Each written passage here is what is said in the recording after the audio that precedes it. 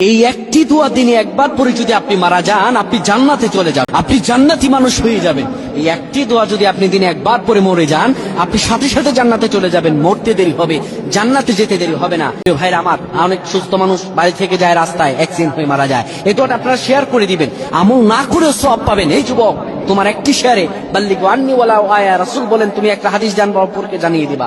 বাড়ি থেকে এগুলো মা বোনদের কাছে আপনারা শেয়ার করে দিবেন। আল্লাহ তাআলা ফজিলত দান করবেন, মনের সব আশাগুলো পূরণ করে দিবেন। কোন ব্যক্তি যদি সকালবেলা সাইয়্যিদুল ইস্তিগফার পরে আর মাগরিবের পরে সাইয়্যিদুল ইস্তিগফার পরে দিনে আর রাতে যে কোনো সময় ব্যক্তি মারা যায়, আমার আল্লাহ রাব্বুল আলামিন সে মরতে দেরি হবে, জান্নাতে যেতে দেরি হবে না।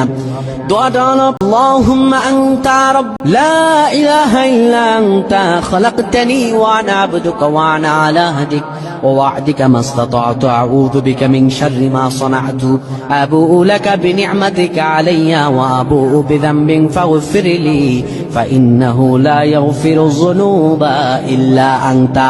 এই দোয়াটা পরে কোনো ব্যক্তি যদি মরে যায়, মরতে দেরি হবে, জান্নাতে যেতে দেরি হবে না। আল্লাহুম্মা আমিন।